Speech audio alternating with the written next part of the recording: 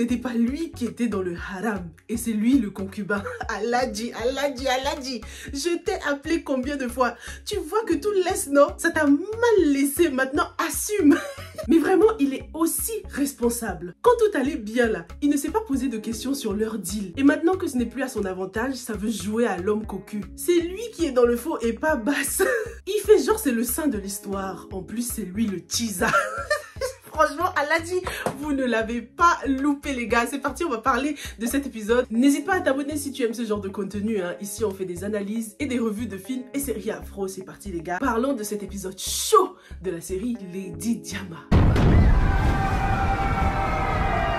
Aladji a enfin découvert la relation continue entre Bass et Diama et cette situation montre à quel point la société est impitoyable envers les femmes qui traversent la même situation. Tout le monde juge et accuse Diama tout de suite, que ce soit Aram, que ce soit Aladji et même ses parents qui lui jettent ce barayogo à la figure.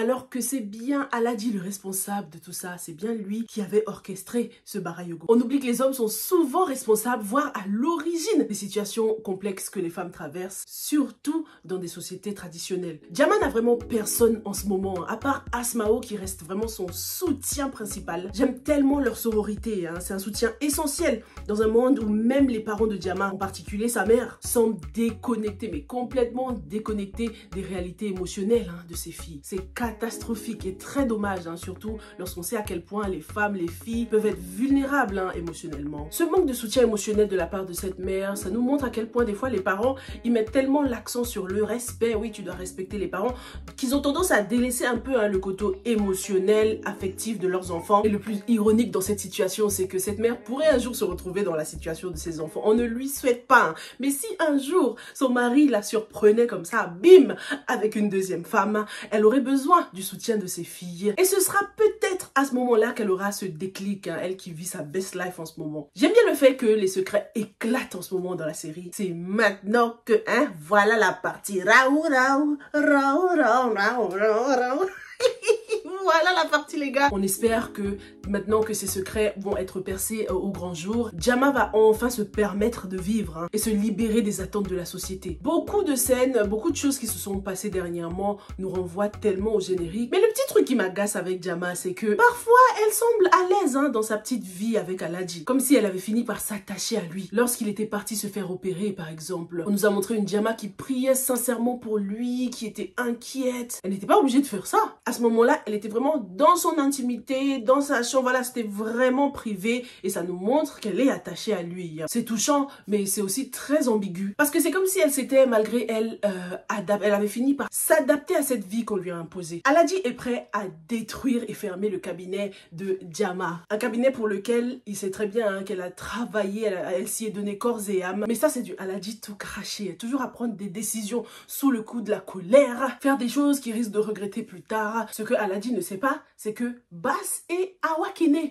détiennent ses secrets. Donc s'il ose discréditer Lady Diama, ça pourrait très bien se retourner contre lui. De toute façon, il l'a dit lui-même, sa réputation est liée à celle de Diama. D'ailleurs, dans la série, comme je vous l'ai déjà dit, on remarque que certains personnages se confient trop souvent aux mauvaises personnes. On l'a vu à plusieurs reprises avec Diama, mais là, on le voit encore avec Aladji qui pleure sous les pieds de l'ex-femme de Bass. J'ai l'impression que cette tendance à vouloir se confier aux autres qu'aux vraies personnes, c'est un moyen de fuir les problèmes. Par exemple, Diama, si elle s'était confiée depuis le départ à sa sœur, au lieu d'aller raconter toute sa vie à Aram, elle serait moins dans les difficultés aujourd'hui. Quand je vois Aladji pleurer comme ça, j'ai beaucoup de mal à compatir, parce que comme Marie l'a dit, c'est juste un retour de karma là, par rapport à tout ce qu'il a fait subir à sa première femme. C'est lui qui a forcé l'amour, puis il l'a répudié 3 fois en parlant de Diama, donnant l'occasion à un autre de l'épouser. Est-ce sa faute si elle est tombée éperdument amoureuse de Bass? Non. Et c'est juste le retour à l'envoyeur de ce qu'il a fait vivre à sa première épouse. D'ailleurs, revenons sur ce que Diama a dit, donc elle prétend être éperdument amoureuse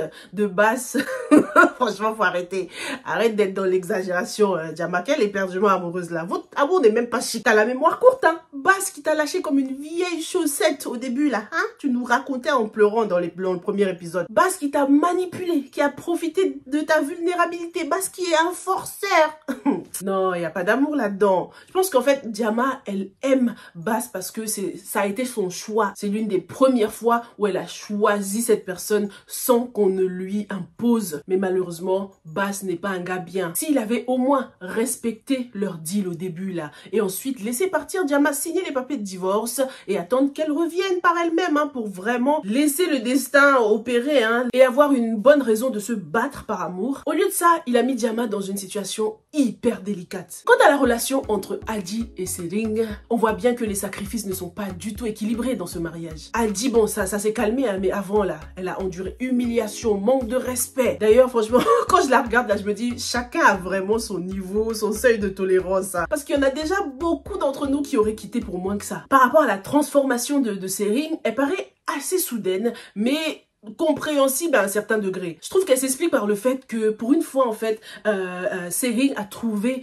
en Adi quelqu'un qui peut l'écouter, quelqu'un qui est à l'écoute dans cette famille. J'ai l'impression que Adi l'aide à trouver sa place en fait dans la famille, parce que on a vu au début comment Adi le traitait, il a toujours des préférés dans la maison et du coup les autres se sentent un peu délaissés. Je trouve qu'avec Adi, Sering se sent en paix, il aime ce calme et cette paix qu'elle lui offre. Tandis qu'avec Amina, c'est son côté bad girl, un peu frisson du danger là qu'il aime avec elle. Donc genre, l'avenir s'annonce compliqué pour Sering. Moi je pense que soit il va devenir papa de 2 enfants si Amina est vraiment enceinte. Je vois bien une Adi qui tombe enceinte aussi. Du coup, va falloir choisir qui passe en priorité. Soit les 2 femmes vont être enceintes, même si j'ai vraiment des doutes sur la grossesse d'Amina. Soit Sering va décider d'épouser les 2.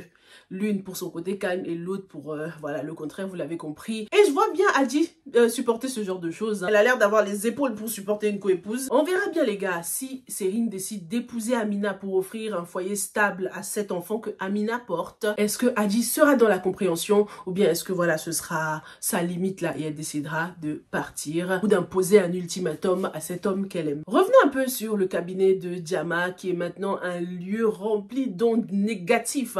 Ce cabinet doit fermer pour plusieurs raisons. Non seulement parce que ça symbolisera la fin d'un chapitre et le début d'un autre, mais également parce que Diama doit se chercher, s'épanouir ailleurs, trouver une voie différente, ouvrir une autre porte, un projet qui pourra l'aider à s'épanouir, loin des drames et des tensions qui l'entourent. Pourquoi pas faire équipe avec sa sœur, travailler avec Asmao, qui pourrait jouer un rôle clé dans ce renouveau, comme on le voit dans le générique, avec cette main, sa main qui représente une main salvatrice, la personne qui aidera Diama à sortir des ténèbres. Par rapport aux employés de Diama, bon, ses ex-employés maintenant, ceux qui semblaient être les plus intègres, les plus sages, ont enfin montré leur vrai visage. Ça souligne à quel point les problèmes personnels peuvent affecter la sphère professionnelle et combien la trahison dans les relations de travail mais aussi dans les relations personnelles peuvent nuire à toute future collaboration. Ça va être difficile pour que Idi et Balthazar retravaillent ensemble. Pareil pour la petite Papa Toya là. Ils ont bien fait de donner leur démission. C'est un mal pour un bien. Et ce cabinet doit fermer. De toute façon, ce n'était pas le truc le plus impactant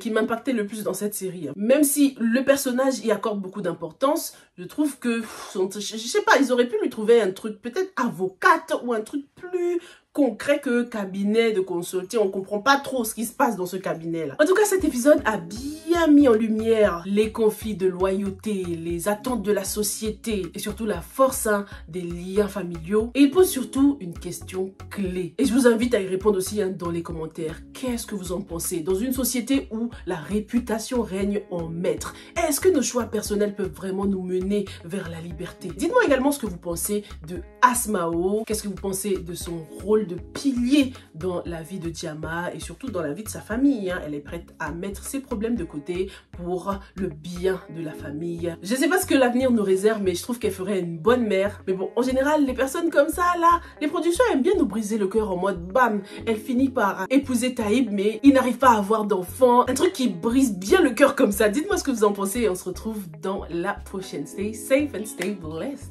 Bye!